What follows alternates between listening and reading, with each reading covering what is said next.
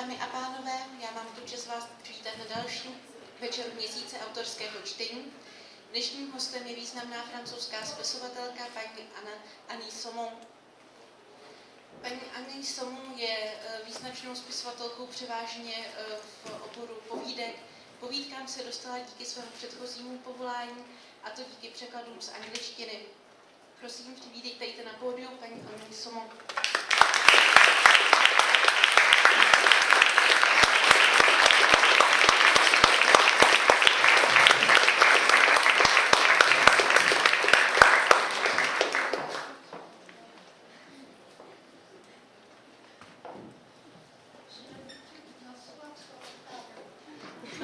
Mám zvyk si sedat na stůl.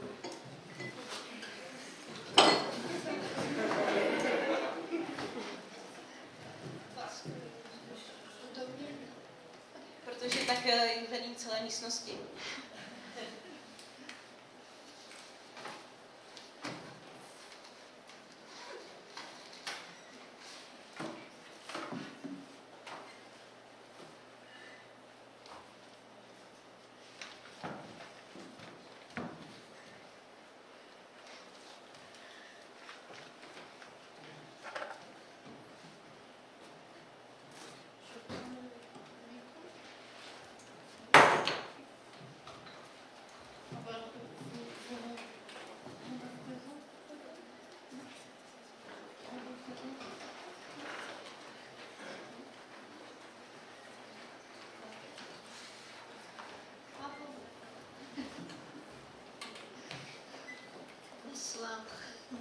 Bonsoir à tous.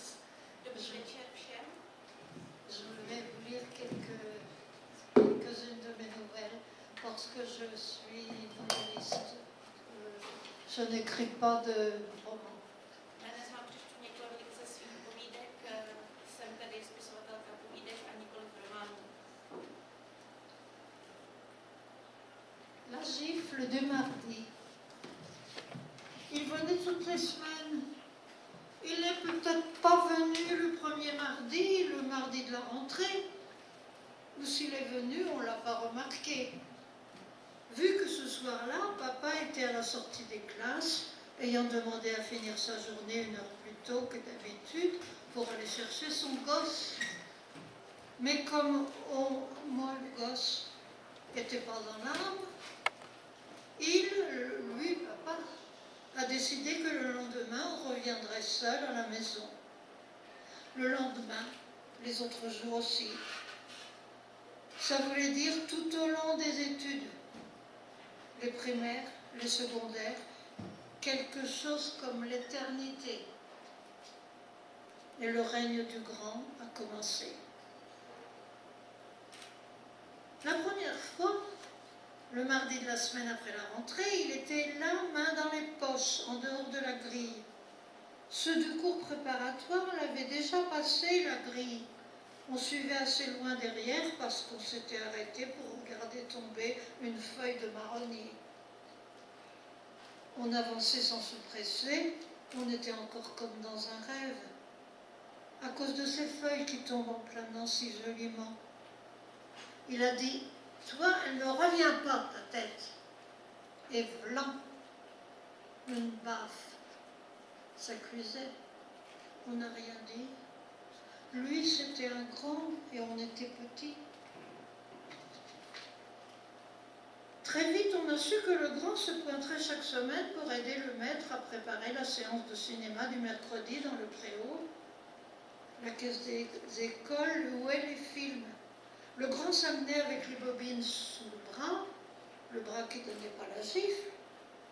Le grand montait l'écran et installait des bancs. Les gens de la caisse des écoles le payaient pour sa peine. Il avait d'autres petits métiers.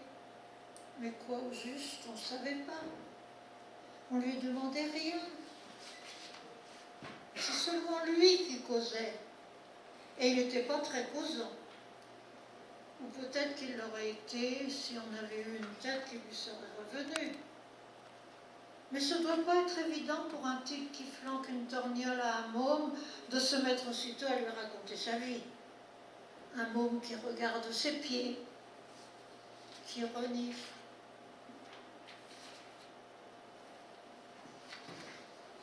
Le mardi suivant, les feuilles de l'arbre auprès des cabinets étaient par terre, froissées, très sales. Les marrons avaient tous été ramassés presto par le gars du cours supérieur qui s'en était servi pour canarder ceux du cours moyen. On était au cours préparatoire, on s'en tirait pas trop mal avec seulement à la récré des morceaux de boque piquantes glissés dans le cou sous la chemise. Lorsqu'on est sorti en fin d'après-midi, il était là, le grand. Il a lancé. Eh bien non, je ne m'étais pas trompée. Elle ne me revient pas, ta tête. Et vlan, la baffe. On a senti les larmes qui montaient. On a encore reniflé. Ça coulait, mais à l'intérieur, valait mieux. Quand il l'avait donné, la gifle du mardi, le grand était sympa. Il fournissait plein de renseignements sur la séance de ciné. Il disait, demain c'est les belugas de Saint-Laurent, des petites bêtes qui nagent en voie d'extinction, faut pas manquer ça, très chouette. Ou bien, demain te dérange pas, c'est chiant. Il faisait son monsieur l'important, il expliquait, ben oui, j'ai visionné, il ne s'agit pas de se laisser refiler une copie esquintée. Il jouait au type chargé d'une vraie mission. Après, il disait salut, ou ciao, ou bye bye. On encaissait. On n'a jamais eu l'idée de rapporter au maître l'histoire de la gifle du mardi, ni de se plaindre à papa qu'aurait pu réclamer à son chef une heure de liberté à rattraper sur les congés payés pour lui régler son compte au grand. On n'y tenait pas. Ça aurait été comme démolir une maison où chacun a ses habitudes, la reconstruire plus confortable et s'apercevoir après que personne n'y est à l'aise.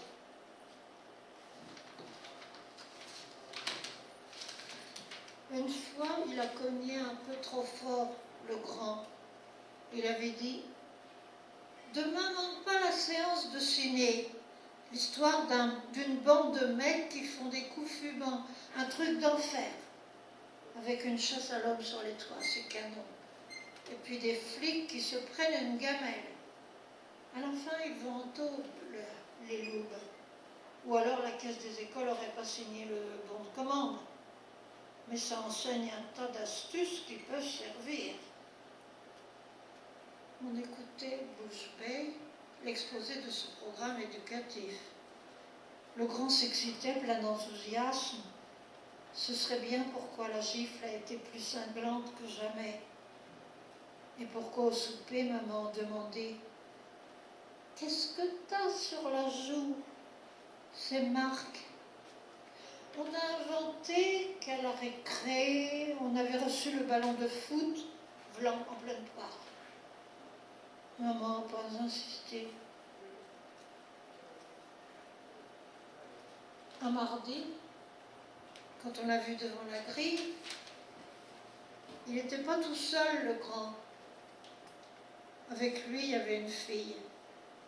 Elle regardait l'arbre sur la place. Elle a dit « Les branches d'un arbre sont des bras suppliants lancés vers le ciel. » On a eu envie de chialer.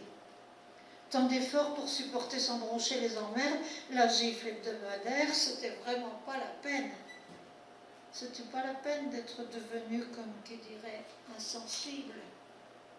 Puisque maintenant on craquait à cause d'une fille qui parlait des arbres. Lançant vers le ciel des bras suppliants, les arbres. Nus les bras, c'était l'hiver. Le grand, il a fait les présentations. Dis bonjour à ma copine Ginette. Tiens, voilà le niard que je dresse, pas de la tarte. Il a dit encore, approche. On n'a pas bougé. Il s'est avancé. Vlan, la tarte, justement. On a gardé la tête basse. On a entendu la voix de la copine, Ginette. une voix en sucre filé. Elle disait « Pauvre Momo, t'es vache !» C'était dit très doux. Ça soulageait pas mal.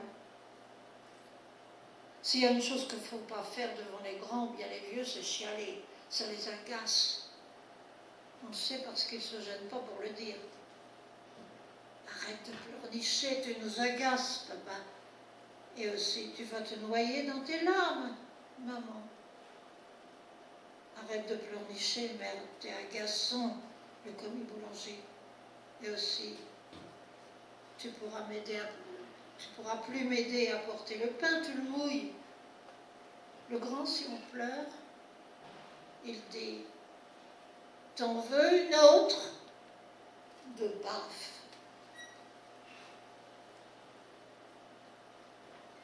Ça a duré toute l'année, la gifle du mardi. Toute l'année scolaire, moins les petites vacances, peut-être 30 baignes au total. Moi, le mardi où on était à la maison avec sur la poitrine un cataplasme de farine de moutarde qui cuisait encore plus que la plus cuisante des baffes. Moi, le mardi, quand maman est partie soigner grand-mère qui avait ses douleurs et on s'est réveillé si tard qu'on a eu peur que le maître il pique une sacrée colère. Alors on est resté au lit. Il ne donne pas de gifle, le maître. C'est défendu dans le règlement. Après, il y a eu les grandes vacances. On est allé chez ma reine à la campagne. Ma reine, elle n'est jamais contente, elle crie. Elle frappe pas, c'est un principe qu'elle dit. Là-bas, on a vu beaucoup d'arbres qui lançaient vers le ciel leurs bras suppliants. Feuillus les arbres. C'était juillet.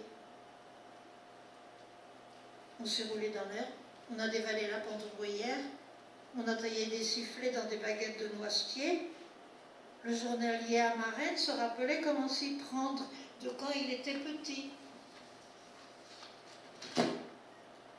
On s'est bourré de mûres et de prunes vertes, on a eu la colique. On est entré jusqu'aux cuisses dans le ruisseau, parfois en douce, on enlevait le short et le t-shirt, et on se mouillait tout entier, grelottant de froid et de plaisir. On a enfoncé des bâtons dans les taupinières. On a touché du doigt le pis des vaches au crayon comme des quéquettes. On a regardé s'allumer les étoiles dans un ciel de velours violet. On ne pensait plus aux grands, ni à ces gifles.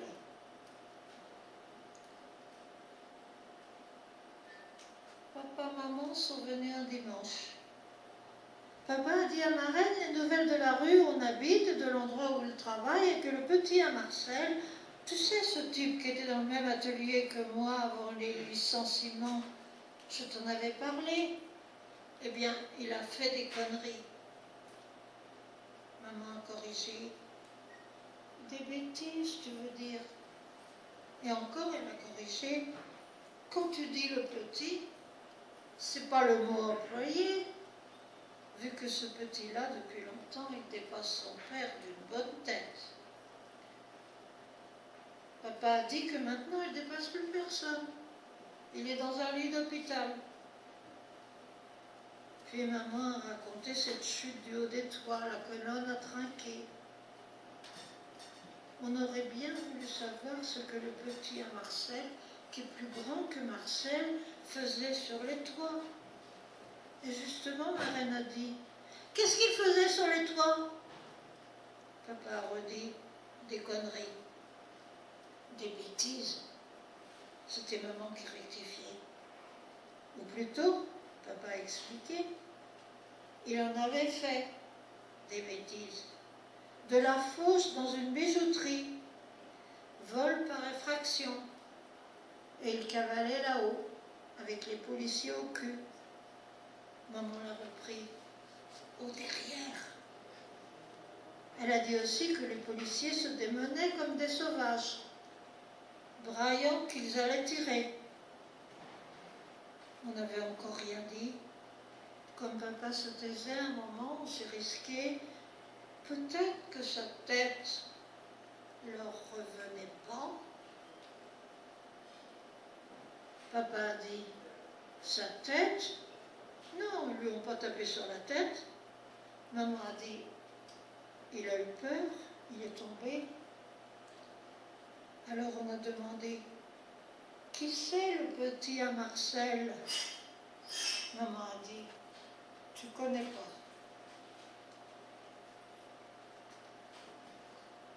Ma reine, elle a déclaré avec sa voix qui est toujours comme la voix d'une personne en colère, ceux qui s'écartent du droit chemin, quand leur arrive des malheurs, il ne faut pas accuser la police. Bizarrement, elle a ajouté que Dieu châtie ceux qu'il aime. On ne trouvait pas ça normal. On aurait eu plutôt tendance à croire que la tête au petit à Marcel, elle ne lui revenait pas à Dieu. Donc il a décidé que son pied glisserait au bord des ardoises, que son dos se casserait en bas sur le bitume.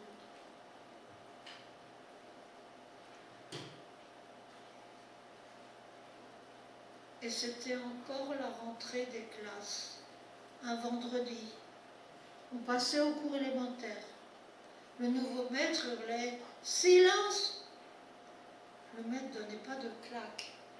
Ça continuait à être pas permis. C'est seulement le lundi soir qu'on a pensé à la gifle du mardi. Le lendemain, à la sortie de l'école, on se sentait le cœur chamboulé. Mais près de la grille, il n'y avait pas de grand qui attendait. Pas de grand tout seul ou avec sa copine, Ginette. Pas de Ginette, celle qui parlait si bien des arbres, dressant vers le ciel leurs bras suppliants, des bras roussis par l'automne. Ça faisait comme un manque. Après, on a encore oublié. Les choses avaient changé. Plus de cinéma le mercredi. L'argent de la caisse des écoles servait maintenant à payer les entrées à la piscine.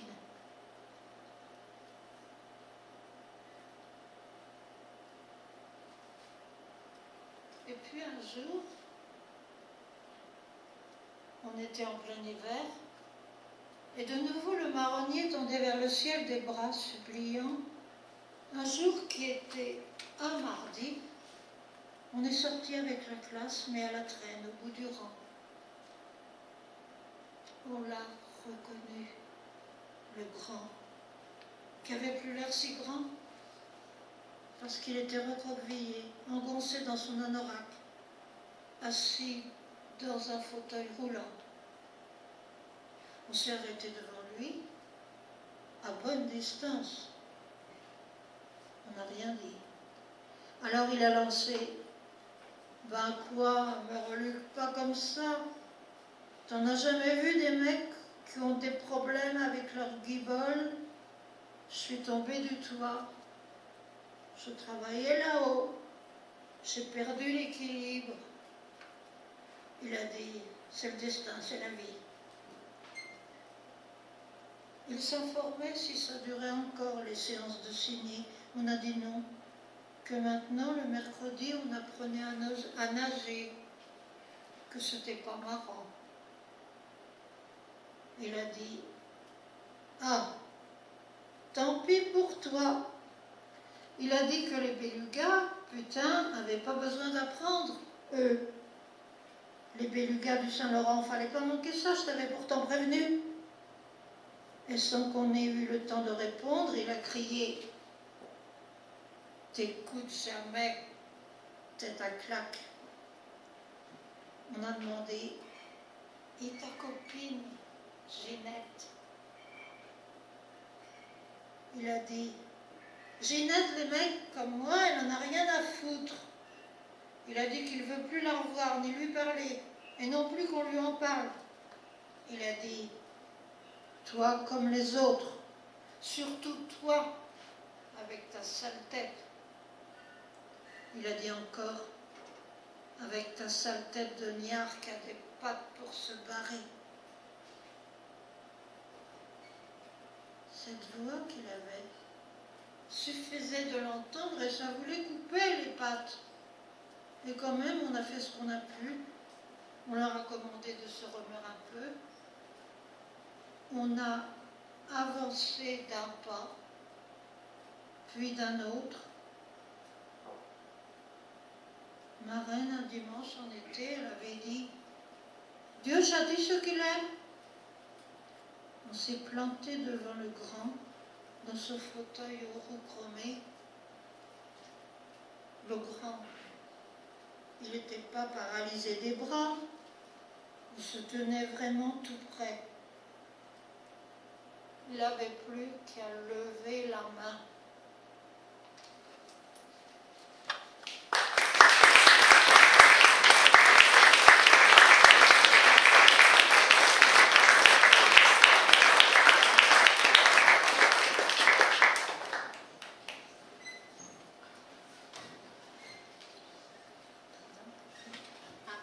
Nějaké otázky, než přečteme další povídku?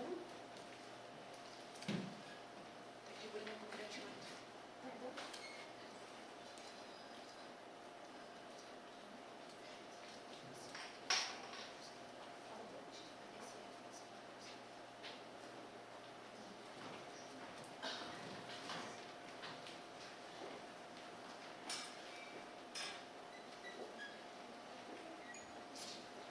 Je vous laisse respirer un peu.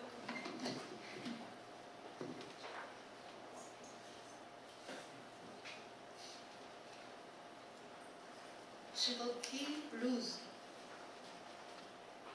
Juste après le carrefour, il a dit « Elle marche trop bien, ma tire, aujourd'hui. C'est pas normal. Va nous arriver quelque chose. » Tiens, j'ai lu un truc de ce genre. C'était dans le bouquin d'un mec qui en a écrit des tas, des best-sellers. Cauvin Patrick, tu connais? Un beau matin de juillet, il est dans une vieille 3 chevaux et elle carbure trop bien, il trouve ça pas normal. Alors il s'inquiète. C'est comme dans les westerns. Calme parfait, le soleil brille, les types jouent de l'harmonica et tout d'un coup, patatras, les Sioux. Il a dit, lui, pas Cauvin. Qu'est-ce que viendrait fiche ici Cauvin autrement qu'en citation? Lui, il a dit, pour nous, c'est pareil. On devrait se préparer. Elle a demandé, à quoi? À se payer un platane? T'as qu'à faire gaffe. À des ennuis pour ton divorce? Tu changeras d'avocat. À ce que penseront mes parents? Je suis majeure et je leur bricolerai un petit chantage à la déprime. Comme il passait l'autre carrefour, le croisement de la nationale avec la départementale, elle a dit « On est presque à Melun ». Elle a ajouté « Tu veux qu'on s'arrête ?» Il dit « Oui, on s'arrête, on prend une chambre, on se repose ». Il dit encore « Bon, nous deux, voilà déjà longtemps que ça dure et je n'en ai pas assez ». Elle dit « Moi non plus, mais moi je suis plutôt du côté des fidèles, la fille collante. » Un silence. Il dit « Tu l'entends cette putain de caisse? C'était trop beau, t'as pas remarqué le petit bruit? » Non, elle n'a rien remarqué. Il se fait des idées. À Melun, il gare la voiture devant l'hôtel des voyageurs. Il a sorti du coffre les valises légères. Le garçon consulte son registre, l'assiette avec bain, calme absolu, fenêtre sur cour. Il dit « Va pour l'assiette. C'est un chiffre qui porte bonheur en principe. » Tout de suite, il a dit que cette urne au papier à guirlande, ça lui plaisait. Et puis, regarde, la baignoire est énorme. Enlève tes fringues. Viens.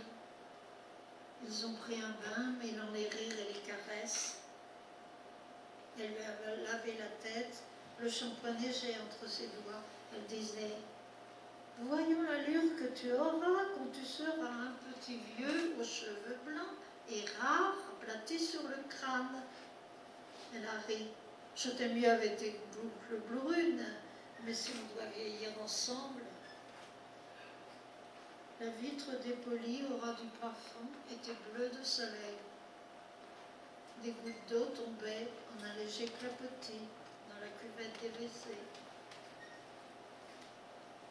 Les draps étaient lisses, impeccables. Elle a dit: laisse-moi le temps de tirer les volets. Plus tard, ils sont descendus pour le dîner. Elle lui a passé la carte. Toi, choisis. Il a longuement réfléchi et quand il s'est décidé, elle a dit: pour moi, ce sera la même chose. Il a commandé une bouteille du meilleur vin rosé. Au dessert, elle a dit: on est bien. Il a voulu sortir à la fraîche. Elle a dit: je monte chercher un pull. Elle repoussait sa chaise, il l'a arrêtée. J'y vais. Non, j'en profiterai pour mettre mes baskets. Il s'est assis à la tente dans la salle de télévision. Sur un morceau de papier d'emballage, fixé contre l'écran par 2 bandes de scotch entrecroisées, était inscrit: ne fonctionne plus.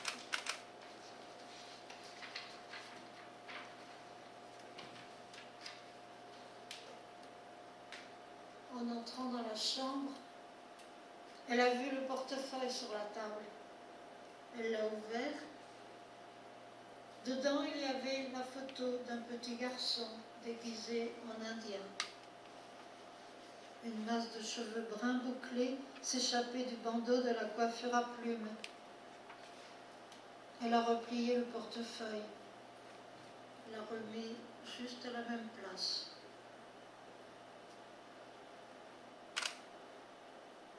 Ils ont marché vers le jardin public. Le jardin était fermé. Ils sont restés un moment derrière les barreaux, regardant s'assombrir les parterres. Un gardien terminait sa ronde, a ramassé le ballon oublié. On voyait parmi les seringas un bac à sable, un toboggan, des balançoires.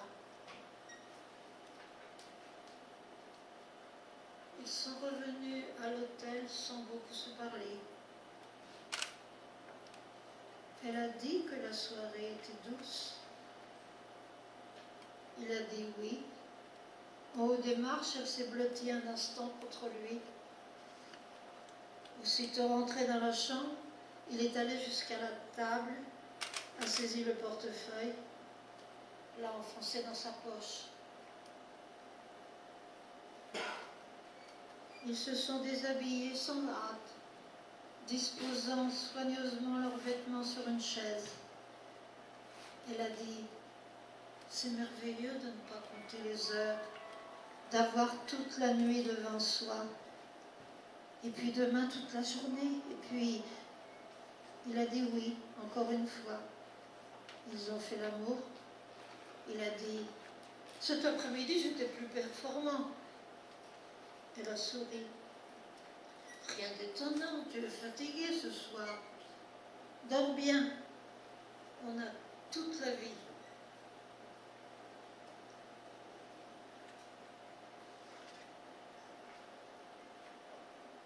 Tard dans la nuit, elle a tendu la main. Sa main n'a touché que le drap froissé. Elle a allumé la veilleuse. Il avait laissé de l'argent sur la commode. Assez pour payer le dîner et la chambre. Assez et même un peu plus. Elle est demeurée immobile, couchée sur le dos, les yeux grands ouverts.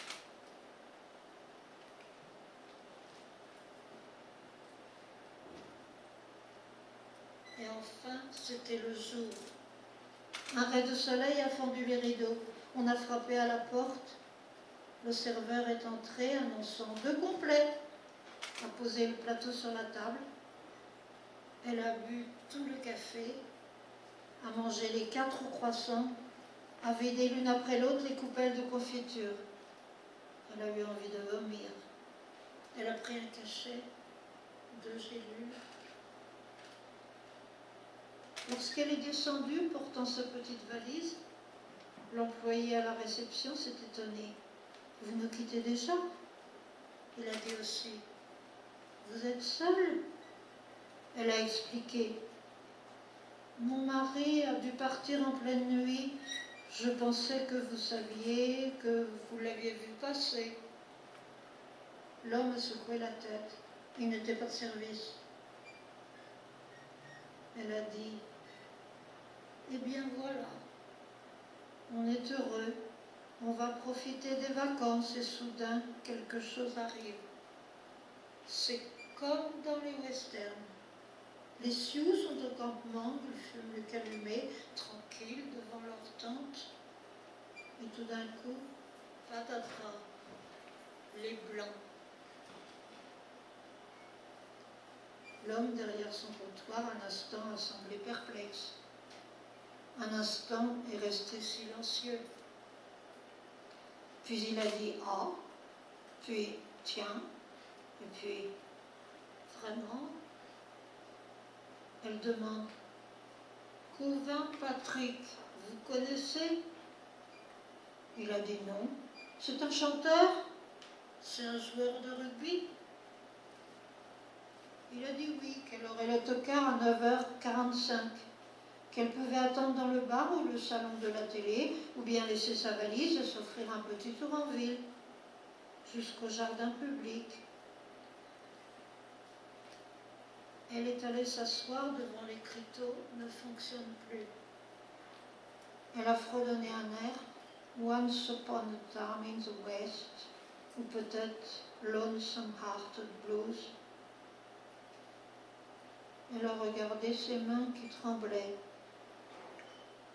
Les gélules antidéprime commençaient à faire leur effet.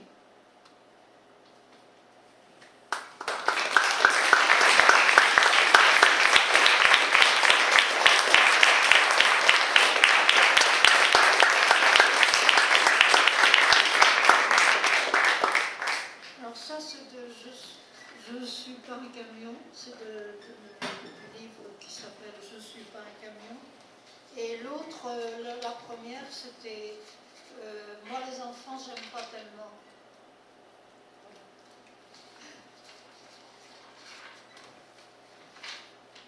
Že první povídka byla z knihy Já nemám ráda děti a druhá Já nejsem kamion. Nyní budeme pokračovat třetí povídkou, pokud nemáte žádné otázky.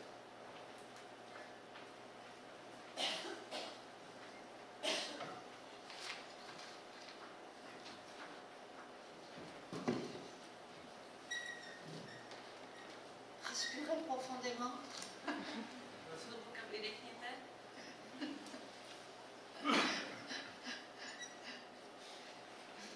Parce que je vais vous en infliger une troisième. Protože teď je na vás pustím třetí povídku.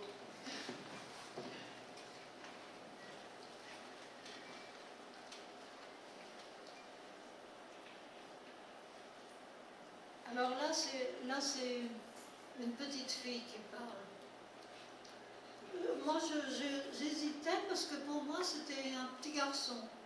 Et puis les comédiens qui l'ont lu, enfin, m'ont dit mais non, c'est une petite fille. Bon, alors, Nyní to bude povídka vyprávěná hlasem malé dívky, ovšem nejprve to pro mě byl mladý chlapec. Potom jsem dala povídku číst hercům a oni říkali, ale vždyť to mluví malá dívka.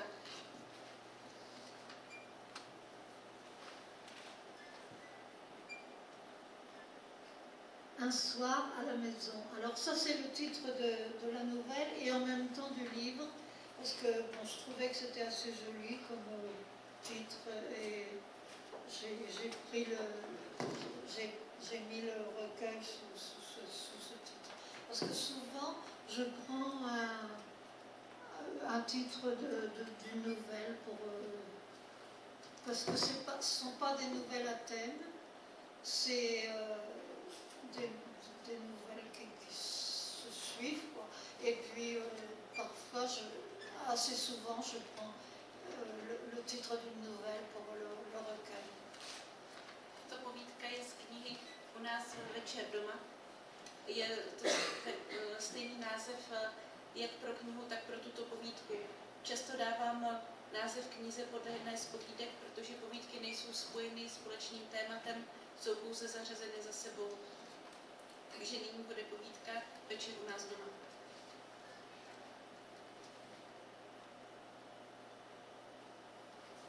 Donc, un soir à la maison. Je suce ma pointe bic, pas la pointe, le gros bout. J'ai encore attendu la dernière minute pour ouvrir mon cahier. Expression écrite, ça s'appelle. Ma mère claironne. Au lit les enfants. J'ai même pas commencé. Le sujet c'est asseoir à la maison. Pas tellement difficile, suffit qu'on raconte. Regardez autour de vous, le maître a dit, et que ce soit vivant. J'ai regardé. Pierrot, mon frère de 17 ans, qui a pas mal fumé, se cramponne à la table. Il fait des chansons. Il essaie. J'écris du rap quand ça dérape. Lui, il s'en sort guère mieux que moi. Il en est encore à la première ligne. Ma sœur Carole se peint les ongles en vert. C'est tendance. Maman va râler si ça barbouille les bras. Gilles et Claude, les petits, s'énervent et braillent, lançant contre les pieds des chaises leur camion de pompiers. Gilou a le doigt dans son nez, comme d'habitude. Très mauvaise position pour garantir de l'autre main la trajectoire du véhicule. Moi, je suce mon bic. Faut que je m'accroche. Un soir à la maison. Nous venons de dîner. Maman demande qu'on débarrasse. Elle dit, ne vous disputez pas, votre père est fatigué. Papa lit le Parisien. Il dit, merde, il y en a que pour le foot. Je pourrais lui faire commenter le match des Lions contre les Bleus, je recopierais l'article. Sans doute, on devinerait tout de suite que ce ne sont pas mes mots à moi. Pourtant, je me verrais bien dans les tribunes expliquant à mon voisin paumé qu'il s'agit en premier d'avoir l'esprit d'équipe. Non, ça coince. C'est un soir à la maison et pas au stade dans la journée. Papa tourne la page, il dit « L'employé modèle se servait dans la caisse, la voiture folle renverse 3 piétons. » Il tourne encore, il dit « Putain, toujours les mêmes discours sur les logements sociaux à réhabiliter et on nous laisse pourrir dans du pourri. » Mon grand frère Pierrot, l'air encore défoncé, émerge de son trip. Je ne peux pas mettre ça dans un devoir de français.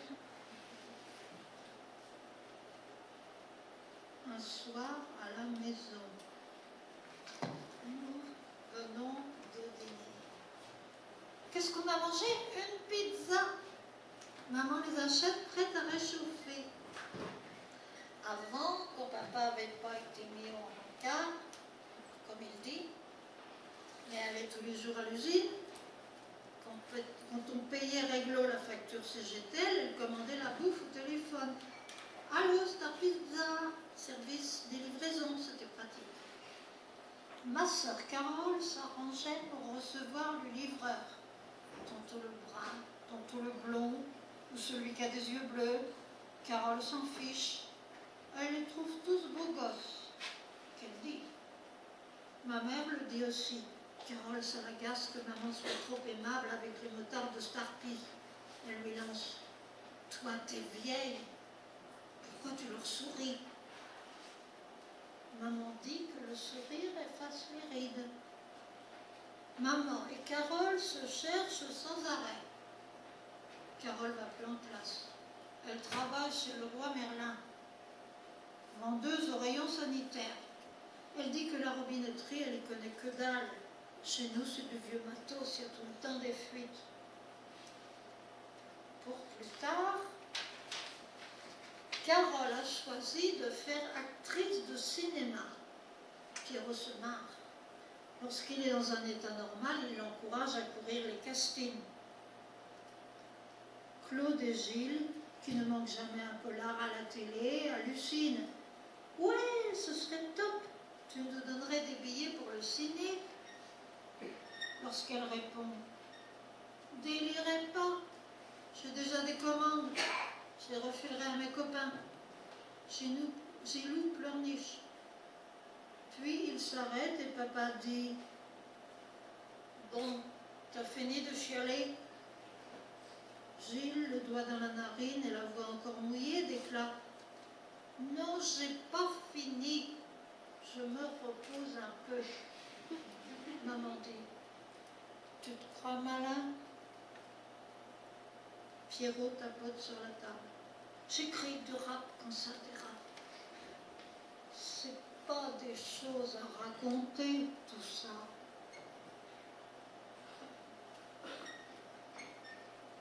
Un soir, à la maison,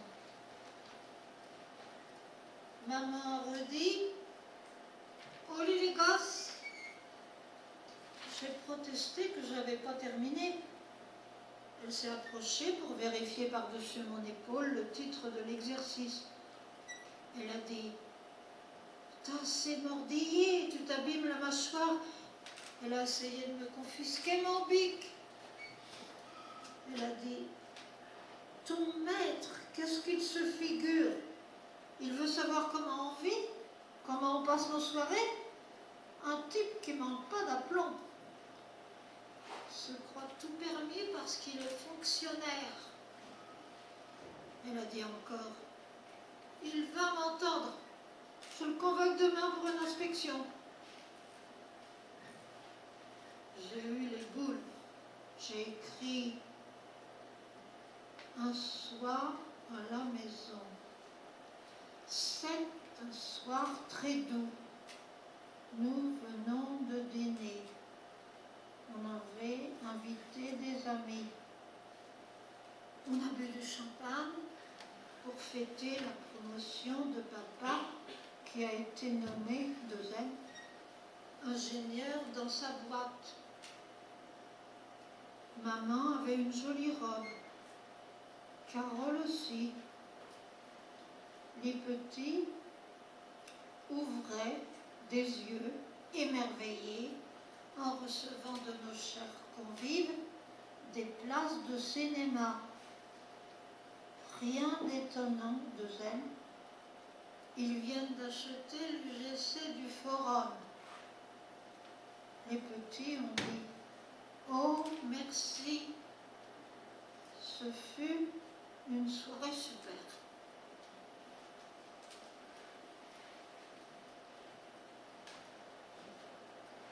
Sauf que la robe de Carole craque aux coutures. Pour une fois, Carole m'a fait des confidences. Avant, c'était à Pierrot qu'elle demandait conseil, maintenant il est naze. Elle m'a glissé d'une drôle de voix qu'à mon âge je devrais comprendre.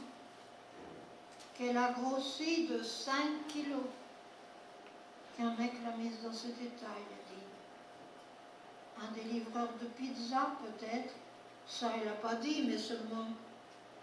Et où on le foutra, ce monde, dans cet appart totalement crade,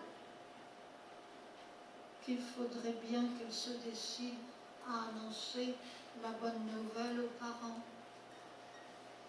Un de ces soirs, à la maison.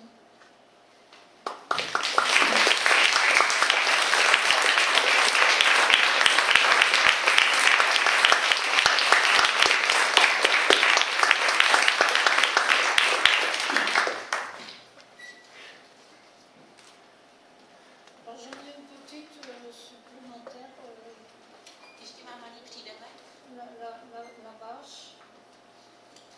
plachta. Maintenant, si vous en avez assez, je veux... Ale pokud byste toho měli dost, mohu přestat. Vous tenez le coup? Vydržíte ještě? Oui. Elle est pas longue. Tahle není dlouhá.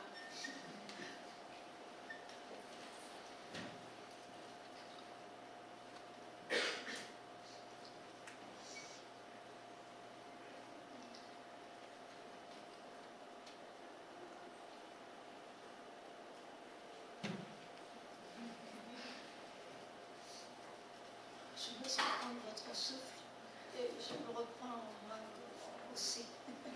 Nechávám vás vydechnout a i já se musím ještě vydýchat.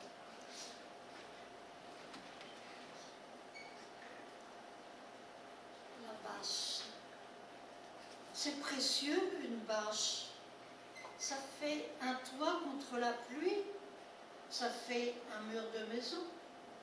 Au travers s'en vont les cris, les disputes. Restent les regards, les sourires. Enrique, Manuela, Diego, Carlos, Alejandro, Dolores, Miguel, Paula, Rafael, qui vivent entre et sous des bâches. C'est extra pour abriter, cacher ce qui a été piqué, ce qui a été trouvé que d'autres pourraient faucher. Ça fait un tapis, isolant de l'eau, de la boue. Ça fait un terrain d'aventure pour los niños pequeños. Ne risque plus de se couper avec un tesson de bouteille ou un bout de fer rouillé. Enrique, Manuela, Diego, Carlos, Alejandro, Dolores, Miguel, Paula. Une bâche au milieu de la décharge. Soulever la bâche demande réflexion. Quand personne ne sait ce qui va apparaître, l'ignorance n'est pas mère de tous les désespoirs. Qui ne sait rien peut croire qu'il n'y a rien sous la bâche. Enrique, Manuela, Diego, Carlos, Alejandro, Dolores, Miguel, aucun n'a vraiment envie de savoir. Plier la bâche, attention, en 2, en 4, en combien? Ce n'est pas dit. Personne ne dit. Quelqu'un a juste dit de s'y prendre avec soin. Tissu renforcé, mais qui aura encore de nombreux usages. Enrique, Manuela, Diego, Carlos, Alejandro, Dolores. C'est raide et parfois ça casse. L'enduit se fendit, s'effrite entre les doigts, laisse des traces. La bâche est à la frontière des territoires de ceux d'en haut et ceux d'en bas. La décharge est comme une colline, avec un haut et un bas.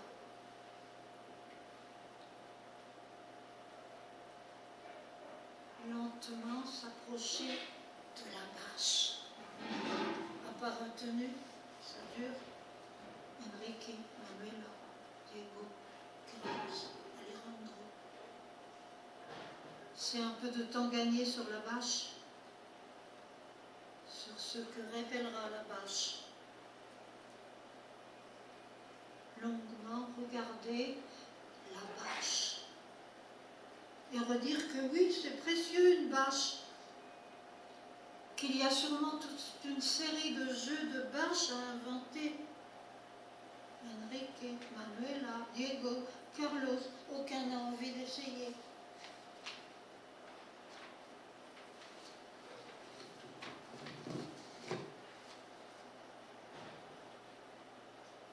Avant, les enfants d'en haut jouaient avec les enfants d'en bas, jusqu'au jour où les grands d'en haut se sont battus contre les grands d'en bas. Les grands ont dit aux enfants qu'il y avait deux pays, celui d'en haut, celui d'en bas. Enrique, Manuela, Diego, Enrique, Manuela, Enrique, seul debout près de la bâche. Les autres l'ont lâché, sont des lâches. Enrique est le plus petit. Il n'y a pas si longtemps, Enrique en était encore à ramper sur la bâche, à baver, à pisser sur la bâche. Enrique au bord de la bâche. Enrique le plus petit, trop petit pour avoir vraiment peur. Trop petit aussi pour soulever la bâche.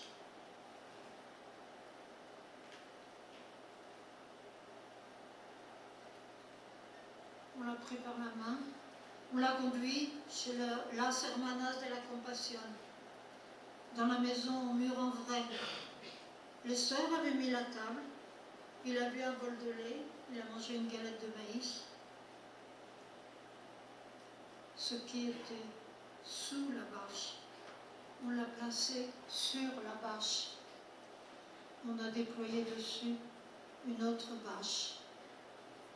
Encore dessus, on a posé un bouquet un peu fané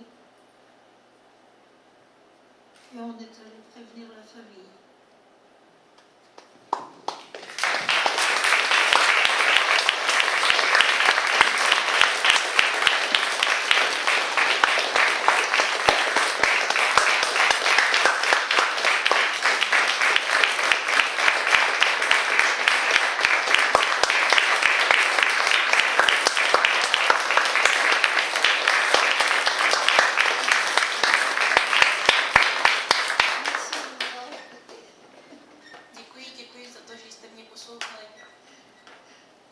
Nyní je prostor pro vaše otázky, pokud se chcete na něco zeptat.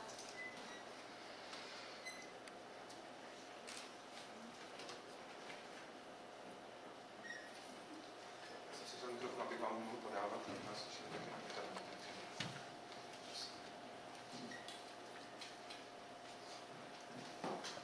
Tak já bych chtěl říct, že se mi moc líbila vaše četba, která byla hodně pomalá. Chtěl bych se zeptat, jestli to považujete za, protože když si člověk čte sám, tak čte mnohem rychleji a jestli by tady tohle měl být návod k tomu, jak tu vaši povídku číst. Je voudrais vous dire que j'ai beaucoup apprécié votre lecture très très lente. Je voudrais vous demander si votre lente qui faisait sortir tous les petits nuances et tous les petits éléments présents dans le conte. Et je voudrais vous demander si c'est peut-être votre... si c'est normal. Si. Je voudrais vous demander si parce que je n'entends pas très bien. Paní vás neslyší dobře, takže já se dovolím zopakovat. Votre lecture, j'aime bien votre lecture très lente. Est-ce que c'est une manière que vous suggérez aux lecteurs un emploi comment lire votre conte? Parce que normalement, si on lit pour soi-même, on lit plus rapidement. Ben, je pense que ça... J'ai été dans différentes médiathèques et on m'a dit « Oh, c'est bien de faire des silences. » Bon, j'ai pensé que c'était peut-être... il ne faut pas trop se presser. Et des silences par moment, ça permet de mieux suivre. Enfin, c'est les auditeurs qui m'ont dit « Oh, mais vos silences, c'est bien !» Alors, je me suis dit, c'est curieux parce que des silences, ça dit rien, mais ça dit quelque chose quand même. Byla jsem na více představení a tam bylo řečeno, že mé pauzy a mé pomalé čtení dovolují lépe sledovat děj povídky.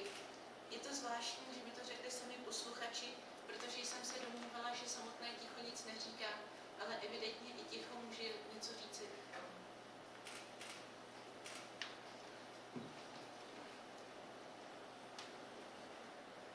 Já bych se chtěl připojit k těm, co děkují za ty překrásné pauzy, ale především tedy za to čtení moc děkujeme. Patříte mezi ty povídkáře, spisovatele, kteří, když si chtějí něco hezkého přečíst, tak si to napíšou?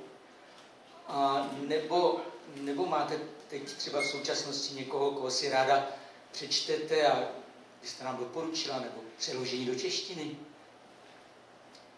Moi, je rejoins ceux qui vous remercient pour votre lecture. Et je voudrais bien vous demander si vous avez un auteur préféré que vous pouvez nous recommander à ce moment-là, ce qui vous êtes en train de lire, et si c'est traduit en tchèque, ou est-ce que vous appartenez parmi les auteurs qui, s'ils aiment bien lire quelque chose de bien, ils l'écrivent eux-mêmes?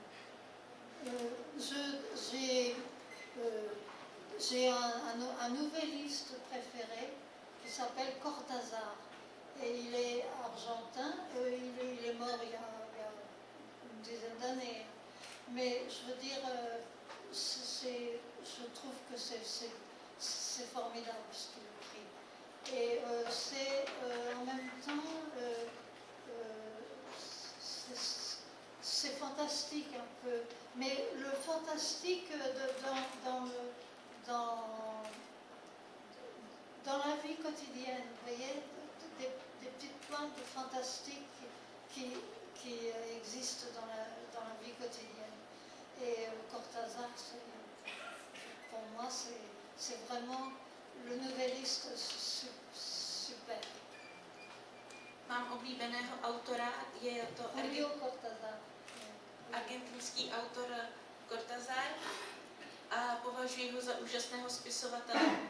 Spojuje fantastické prvky, ale nechá je vyniknout v běžném životě. Pro mě je to něco kouzelného a zvláštního zároveň. Les armes secrètes, c'est son livre le plus connu, mais il a écrit Les armes secrètes, je sais pas ce qu'il a. Napsal knihu Skryté zbraně, Les armes secrètes. Nevím, jestli byla předložena do češtiny, ale patří mezi nejznámější.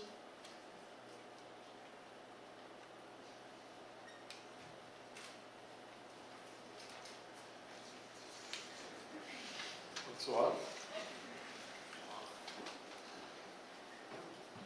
První otázku mám na vztah paní spisovatelky k moravskému, savojskému, bretoňskému a asijskému národu. Ma première question, quel est votre rapport personnel sur le peuple breton, le peuple breton, Savoie et Morave? Quelle est votre approche personnelle sur la question de cette peuple minoritaire? Le peuple breton, Morave, de Savoie. Moi, j'ai des amies qui sont bretonnes, puis elles sont écrivaines. Il y en a une qui va venir, Marie Le Drian, qui va venir dans 8 jours. Je vous la recommande, mais je ne sais pas. Je pense que, bon, dans les écoles, on apprend le breton maintenant. Ben, c'est une bonne chose. C'est de garder des racines, de garder la langue. C'est une bonne chose, mais je ne pense pas que ça ait tellement d'importance en France. Nevím, co přesně vám odpovědět. Mám mezi nimi mnoho přátel, ale nepovažuji to za něco zvláštního. Například z Bretaně přijede Marie Le Drian, kterou bych vám doporučila. Nyní se bretonština vyučuje na školách. Je to dobré z toho hlediska, že se může zachovat jazyk a lidé si uvědomí své kořeny. Jinak nevím, co odpovědět. A druhou otázku, děkuji. Merci. Druhou otázku mám, už je to několikátý večer na festivalu, kdy nám tady čte někdo z Normandie. Tak bych se chtěl zeptat, když se mluví o Španělsku, často se mluví taky o Gibraltaru. Normandie má ve Velké Británii Normandské ostrovy, takže co cítí Normanďané k Normandským ostrovům a taky co pro vás ta Normandie znamená, co si myslíte, že je podstatné pro literaturu v Normandii, poezii v Normandii, pověsti a tradice. Děkuji. Ma deuxième question, c'est vous êtes la première écrivaine qui vient de Normandie, qui s'est présentée lors de ces séances, et je voudrais bien vous demander comment vous voyez la question des îles normandes qui sont en possession des îles britanniques, comment vous ressentez votre racine normande et quel est votre rapport envers la poésie, le mythe normande? Ça fait très très longtemps que je vis à Paris, alors j'ai un peu oublié mes origines normandes, mais dernièrement là, j'ai un ami comédien qui m'a demandé de venir lire quelque chose, et puis il lisait aussi, et on a fait une soirée en médiathèque. Et alors après, il m'a promené dans la région. Bon, c'est sûr que je suis normande, mais d'un autre côté, vous savez, j'ai quitté la Normandie à 5 ans, et mes parents allaient dans un pays étranger. C'était la Haute-Normandie. Alors, bon, on n'en finit plus. Vous savez, la Basse-Normandie, où on avait vécu, mes parents étaient de Basse-Normandie, et ils s'en allaient en pays étranger, en Haute-Normandie, à Rouen, qui est une très belle ville. Alors, vous savez,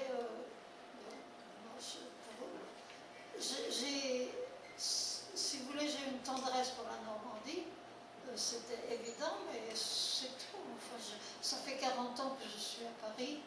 Bon, je ne me sens pas parisienne, pas spécialement parisienne, ni normande.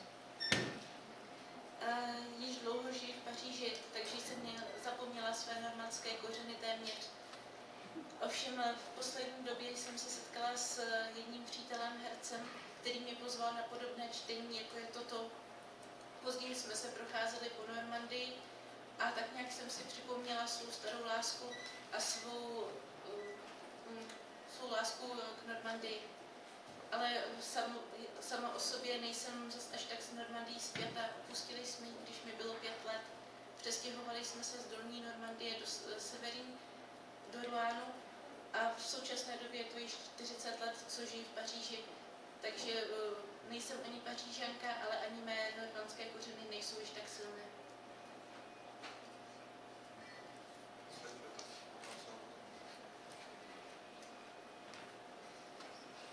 Takže já jsem vyčetla, že se zabýváte také anglickou literaturou, takže bych se zeptala na váš vztah k anglické literatuře, co vás v ní inspiruje, nebo co na ní, jako, co se vám na ní líbí a co na ní oceňujete. Je lis que vous aimez bien la littérature anglo-saxonne, la littérature écrite en langue anglaise. Je voudrais bien vous demander quel est votre rapport avec cette littérature. Est-ce qu'elle vous inspire et en quoi elle vous inspire? Évidemment que j'ai un peu pris goût puisque j'étais traductrice. J'ai été toute ma vie traductrice. Parce que vous savez, les nouvelles, ça ne se vend pas beaucoup. Alors je n'espérais pas me nourrir avec les nouvelles. Il vaut mieux écrire des romans. Parce que ça éventuellement, ça paie. Et alors, j'ai cherché, comme je voulais rester toujours dans l'écriture, je me suis dit que c'était une possibilité de traduire. Alors, traduire, c'est convenable, enfin, c'est un métier. C'est un métier. Alors, bien sûr, j'ai traduit beaucoup littérature. En principe, j'avais un diplôme de traducteur d'espagnol et d'anglais. Mais tout compte fait, il y avait beaucoup de traducteurs français qui traduisaient l'espagnol, si bien que j'ai traduit presque uniquement des livres anglais. Et bon, évidemment, j'ai baigné dans cette littérature américaine. Par moments, ça m'agace parce que j'en vois, vous savez, à la bibliothèque qui est pas loin de chez moi, je vois plein de livres américains, mais il faut dire qu'en général, c'est bon. Il faut reconnaître. Et puis, par le fait que je les traduisais, je choisissais un peu mes auteurs. Musím říct, že původním povoláním jsem byla překladatelka z angličtiny a ze španělštiny a nepočítala jsem s tím, že bych se psaním novel uživila. Je třeba psát romány, aby se člověk vydělal, psaní novel je spíše pro radost. Tím, že byl překládání mým povoláním, jsem měla možnost hodně číst a tudíž se i inspirovat. Původní diplom jsem měla ze španělštiny a z angličtiny, ovšem v té době bylo mnoho překladatelů, kteří překládali ze španělštiny, protože jsem se ten celý život téměř zabývala pouze anglicky psanou literaturou. Někdy mě to štve, protože když přijdu do knihovny, vidím pouze americké autory, ale musím připustit, že většinou jsou jejich knihy dobré. Když je člověk překládá, má možnost si alespoň vybrat svého oblíbeného autora, vybrat si ty správné a kvalitní knihy.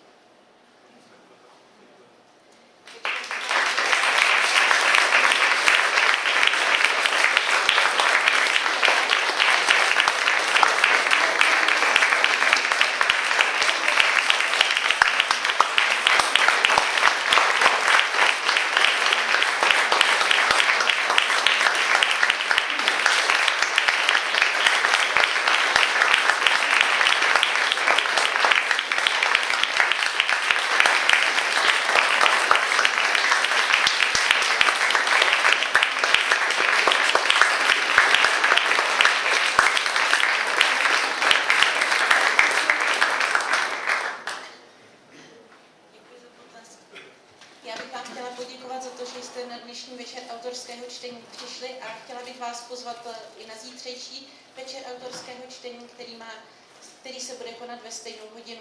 Děkuji vám za pozornost a těším se na shledání.